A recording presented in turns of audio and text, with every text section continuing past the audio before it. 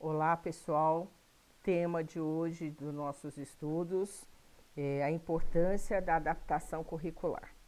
Então, o que seriam adaptações curriculares, né?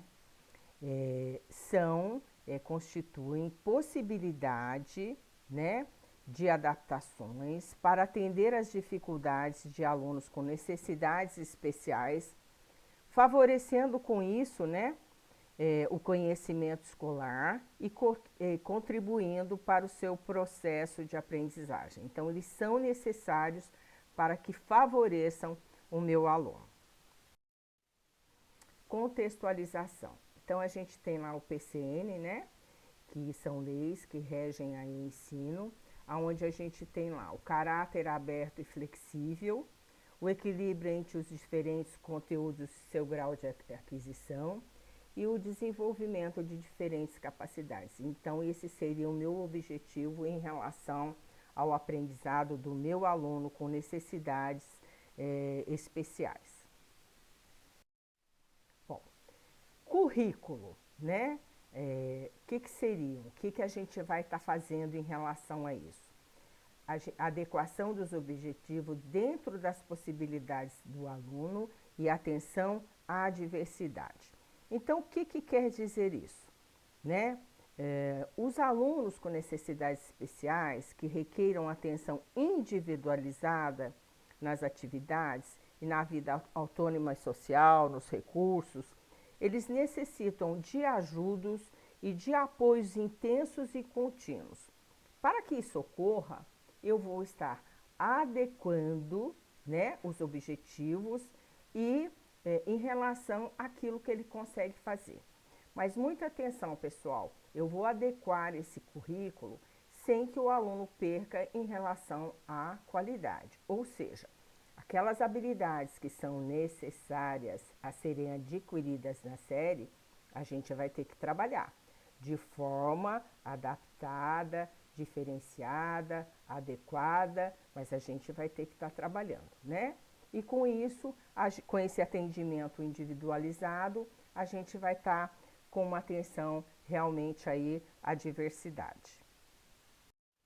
Bom, na resolução CNE número 201, no artigo 8, diz o seguinte, que as escolas da rede regular de ensino devem prever e prover na organização das suas classes comuns, né? 3. Flexibilizações e adaptações curriculares que considerem o significado prático e instrumental dos conteúdos básicos, metodologias de ensino, recursos didáticos diferenciados e processos de avaliação adequados ao desenvolvimento dos alunos que apresentam necessidades educacionais especiais, em consonância com o projeto pedagógico da escola, respeitado a frequência obrigatória. Tudo isso que está aqui nessa resolução, a gente vai ver mais individualizado, gente, mas diz o seguinte, né? Que a escola tem que estar recebendo, porque a matrícula ela é obrigatória, né, aos alunos com necessidades especiais, então eles têm que estar incluídos em salas comuns. A flexibilização, né? Flexibilização a revisão do currículo proposto e seleção dos objetivos ou marcos de aprendizagem essenciais previstos de acordo com o parecer nacional de educação. Então, essa flexibilização aqui, gente, eu vou rever, né? O que realmente o aluno aprendeu em relação aos objetivos que são necessários para aquela série, né? Aprendeu ou não aprendeu? A gente tem as séries aí que a gente pode, inclusive, estar fazendo com que o aluno faça mais um ano, né? Se ele não incorporou esses objetivos aí de acordo com o parecer do Conselho Nacional de Educação. E as adaptações que, como eu disse aqui, o que seriam essas adaptações? Eu vou fazer um balanço do aluno do ano anterior, né? Como que eu vou aplicar essa avaliação, né? Para ele, posso fazer uma avaliação diagnóstica também para checar a partir do que ele sabe, esse trabalho. Eu tenho que fazer um planejamento individualizado e aí, daí por diante, eu desenvolvo um trabalho com esse aluno. Bom, os princípios da educação inclusiva, né? Como eu disse até anteriormente aqui, que a inclusão é um direito, né? Então, é um direito o aluno estar no ensino regular, estar incluído numa escola normal. A educação deve discriminar positivamente, né? A importância do aluno e sua singularidade. Então, eu tenho que ter um olhar voltado para esse aluno que está incluído no ensino regular. Interdisciplinaridade, ou seja, a relação do aluno enquanto escola, enquanto todas as disciplinas, e eu preciso de um ensino em equipe para que realmente a coisa funcione e a inclusão aconteça, né? Então, é o que a gente sempre frisa bem. É um trabalho conjunto, é um trabalho da escola. Então, todos estão envolvidos nesse processo de ensino-aprendizado, desde o professor de apoio, o professor regente, as especialistas, o diretor, enfim, toda a escola está envolvida, toda a equipe está envolvida nesse processo de inclusão. Bom, aí nós vamos falar um pouco sobre formas de adaptações, né? Antes de falar um pouquinho sobre formas de adaptações, seria importante eu estar situando aqui para vocês que essas adaptações também, né, a gente pergunta de quem seriam essas adaptações, pessoal? Seriam de todos os atores sociais, né, inscritos nessa escola, principalmente baseados nas leis que regem a educação brasileira, que é a LDB, em conjunto com o Plano Nacional de Educação, que garantem a participação ativa de toda a comunidade. Então, toda a equipe, todo mundo que faz parte dessa escola tem responsabilidade em relação a essa adaptação. Aí a gente tem aqui, né, citado, adaptações de pequeno porte que seriam ordinárias e não significativas. Aí nós temos aqui adaptações de grande porte, extraordinárias e significativas. Então vamos entender aqui o que seria, primeiro, adaptações de pequeno porte. Pessoal, adaptação de pequeno porte são aquelas que não são significativas. O que quer dizer isso? Que eu não mexo de forma drástica no currículo do aluno, né? Eu apenas vou fazer modificações providas no currículo pelo professor, de forma a permitir e promover a participação produtiva dos alunos, né? Que apresentam necessidades especiais no processo de ensino e aprendizagem na escola regular. Na verdade, pessoal, são adaptações de acesso ao currículo, adaptações objetivas de conteúdos, de métodos de ensinos e avaliações. Então, eu vou partir. O que o meu aluno consegue fazer, de que maneira eu vou trabalhar com esse aluno esse currículo, de que forma eu vou apresentar esse currículo para o aluno. Então, isso seriam as adaptações de pequeno porte. As adaptações de grande porte, pessoal, já são modificações maiores de natureza política, administrativa, financeira, burocrática, que vão alterar significativamente os documentos oficiais da escola e extrapola a área de atuação específica do professor. Então, nesses casos da adaptação de grande porte, a gente vai estar trabalhando com aqueles alunos que o comprometimento dele é muito grave, é muito significativo, né? Então, mesmo com uma adaptação no currículo dele, na forma que eu vou apresentar esse currículo, ele ainda não vai conseguir assimilar. Então, eu vou ter que mexer realmente nessas habilidades necessárias daquela série, ver o que o meu aluno consegue adaptando, memorizar em relação ao aprendizado dele, mas para que isso ocorra eu vou ter que ter aqui a ação, né, política administrativa. Então, eu vou mexer significativamente em relação ao currículo desse aluno. A gente tem os programas de reforço e apoio, o SAP, né? E a gente tem aqui o que poderia ser a repetição de série, que a gente chama de flexibilização, né?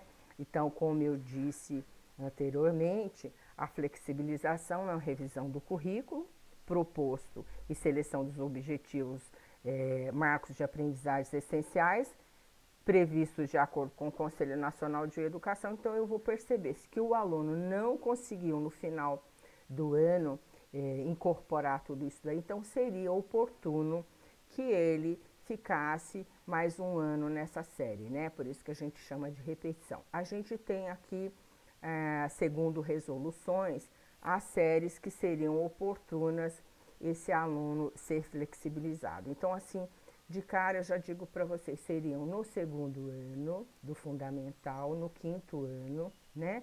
Porque segundo ano seria uma fase de encerramento do ciclo de alfabetização. Quinto ano também seria o final de um ciclo, né? E no ensino médio, em relação aí ao terceiro médio, para ver se ele realmente assimilou ou não essas habilidades necessárias aí, tá bem? Então seria isso que eu teria a dizer em relação aí às adaptações curriculares. Bom, a análise da inclusão no Brasil. Então a gente tem aqui, gente, os aspectos positivos, né? A gente muitas vezes ouve falar, eu sou a favor ou sou contra a inclusão.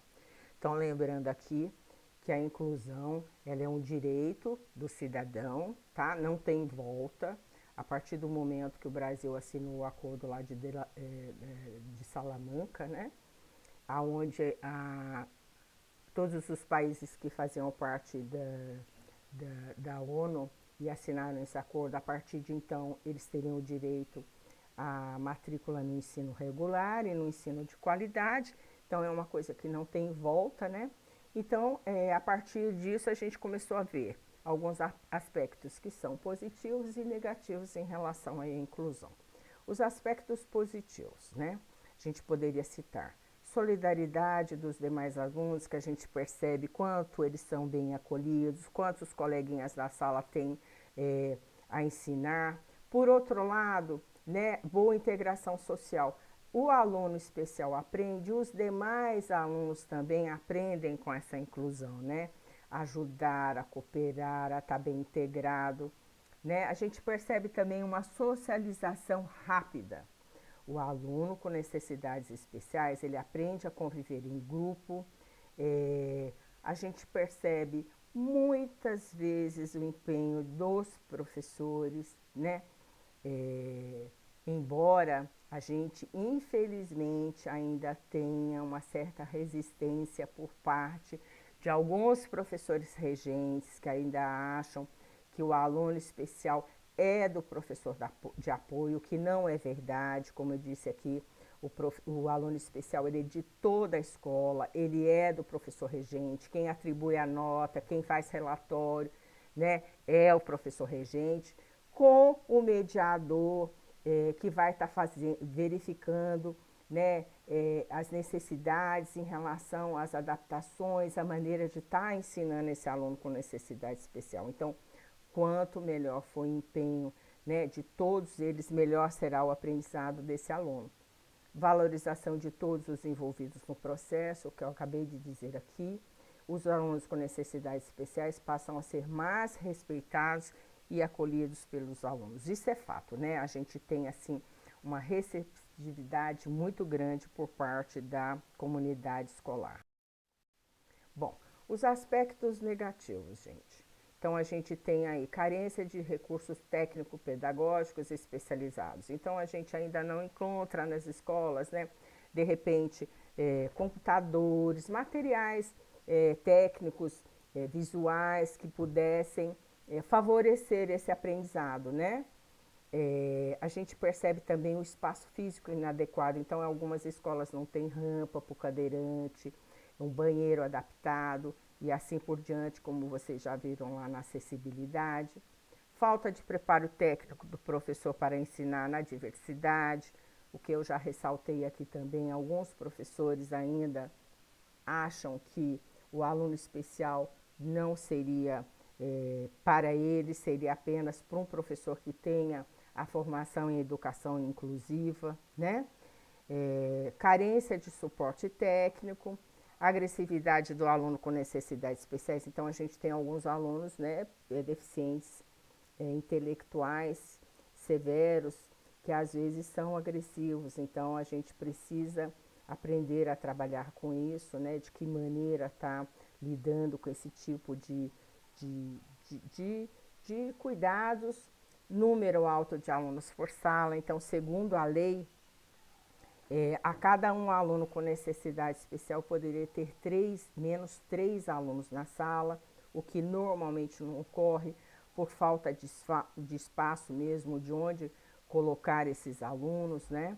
Dificuldade de comunicação com alunos surdos, a pessoa não tem nenhum conhecimento, né? Se o aluno vai se comunicar verbalmente, se o aluno vai usar Libras na comunicação, que é a primeira língua do surdo, aí ele vai precisar de um intérprete. Então, a gente teria toda essa dificuldade aí também. E a falta de participação dos pais, né? Então, muitas vezes a gente percebe que o pai atribui à escola o filho. Chega lá, entrega, vai embora e fica tudo a caráter da escola. Isso dificulta, seria um aspecto negativo em relação à inclusão. Bom, alunos com necessidades educativas, né? Necessidades educativas. Então, são alunos com dificuldades de aprendizagem, alunos com condutas típicas, nós temos os alunos com deficiência e temos os alunos com superdotação. Todos esses são, né, diferentes. Alunos com dificuldades de aprendizado, a gente teria que trabalhar com revisão, intervenção pedagógica, né? E são alunos que necessitam de uma outra maneira reforçada de trabalhar a aprendizagem. Os alunos com deficiência, a gente já requer as adaptações curriculares, um professor de apoio, sala de recurso e o mesmo ocorrendo aqui com os alunos com superdotação, tá? Superdotação, pessoal, são aqueles alunos que têm altas habilidades, tá? Bom, tipos de adaptação curriculares. Então, a gente tem aqui os níveis, né? Então, a gente tem as adaptações curriculares centrais, as adaptações curriculares individualizadas, adaptações curriculares na aula, adaptações dos elementos curriculares básicos e adaptações dos elementos de acesso ao currículo. Então, esses são os tipos de adaptação aí que a gente tem. Bom, das adaptações nos elementos de acesso, né? Como é que eu vou adaptar aí o acesso? Então, eu vou ter que ter adaptações de materiais, né? Então, eu vou confeccionar aí placas de comunicação, materiais concretos, para que o meu aluno perceba através do visual e do concreto aquilo que ele não consegue perceber normalmente com um livro, com uma apostila e daí por diante, ou com a aula só regente do professor. Utilização de outros recursos, gente, que seria computador, as tecnologias, material adaptado, né? Um notebook adaptado para um aluno cego e daí por diante. E mudança na organização. Adaptações dos elementos curriculares básicos, né? Então, a gente vai ter que traçar aqui os objetivos que eu tenho em relação àquele aluno, aonde eu quero chegar, né? Em relação ao aprendizado dele. De que maneira eu vou trabalhar esse conteúdo com esse aluno, porque o currículo faz parte, é obrigatório, um currículo adaptado, como a gente já viu aqui. Que metodologia eu vou usar para alcançar a minha aprendizagem, né? Que atividades eu vou estar proporcionando a esse aluno, essas atividades adaptadas, né? Que maneira eu vou trabalhar. E a avaliação, gente. A avaliação também, ela é e pode ser flexibilizada, diferenciada, né? Como que eu poderia trabalhar as avaliações, gente? Não só escritas, né? Então, dependendo do tipo de necessidade que o meu aluno tenha, eu posso trabalhar, de repente, com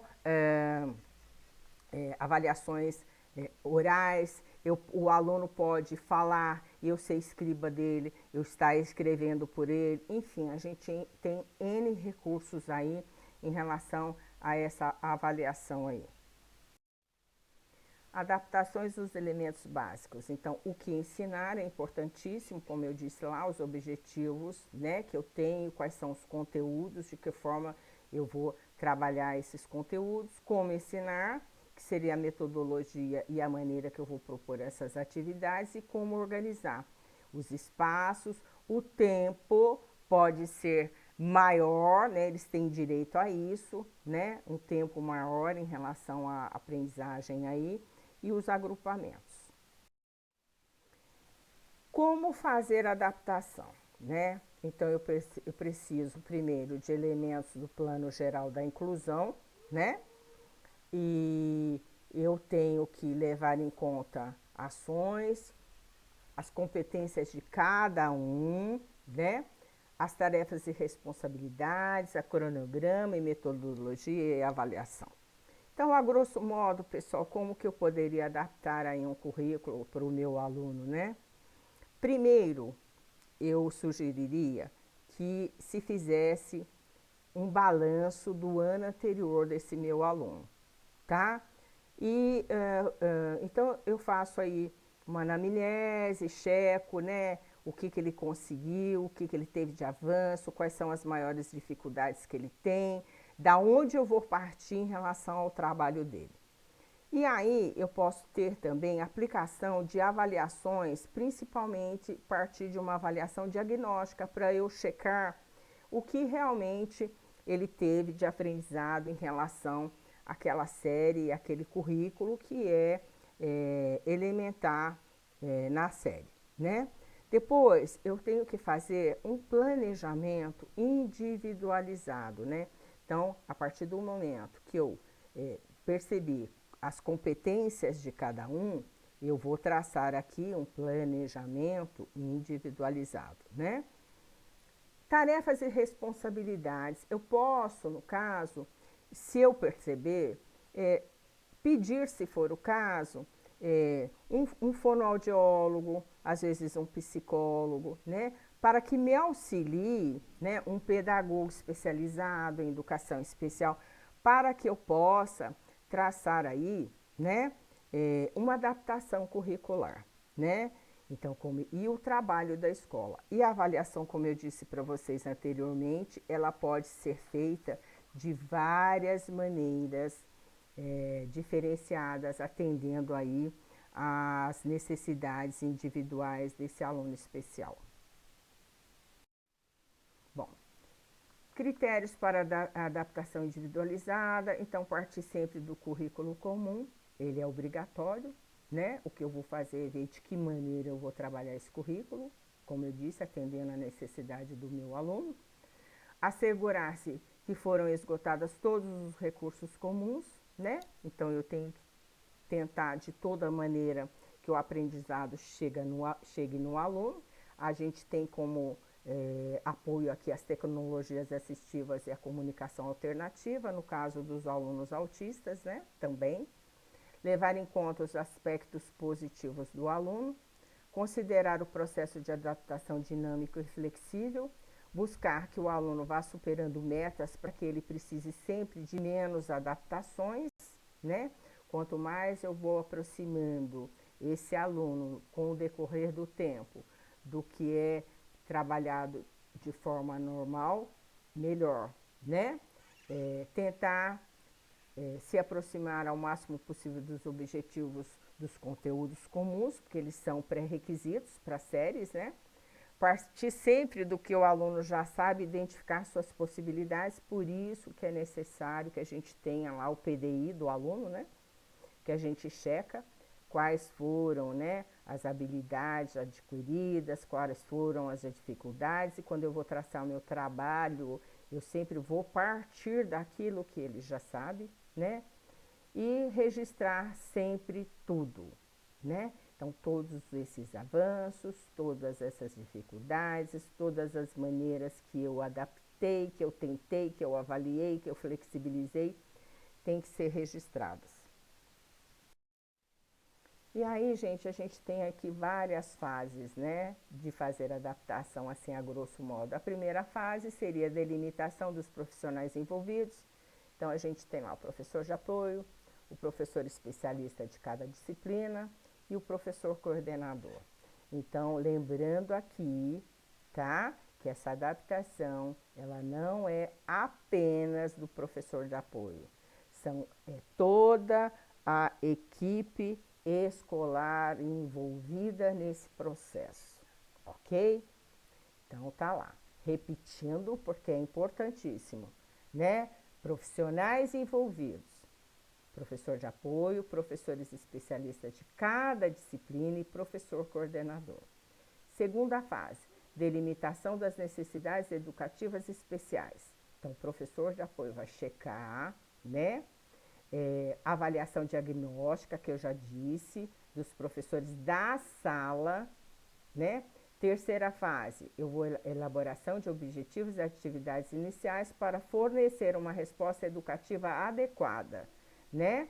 Então, quais são os objetivos daquela série? O que eu necessito de habilidades que esse aluno assimile, né? E aí a quarta fase, implantação da adaptação curricular. Então, de que maneira eu vou adaptar, eu vou trabalhar com esse aluno com necessidade especial. Quinta fase, acompanhamento e possíveis ajustes na proposta inicial. Então, olha, eu tentei dessa maneira, não deu certo, então eu vou ter que estar mudando, eu vou ter que estar incrementando mais, porque não chegou ainda naquele objetivo que eu almejava em relação a esse aluno. E a sexta fase seria uma avaliação com propostas de modificações na proposta inicial. Então, o que foi possível esse aluno meu aprender, né? Então, a avaliação nesse caso, ela tem esse objetivo e não de eu avaliar o meu aluno em relação à quantidade, e sim em relação à qualidade, e o que eu preciso fazer para que melhore o aprendizado desse meu aluno. Seria isso, gente.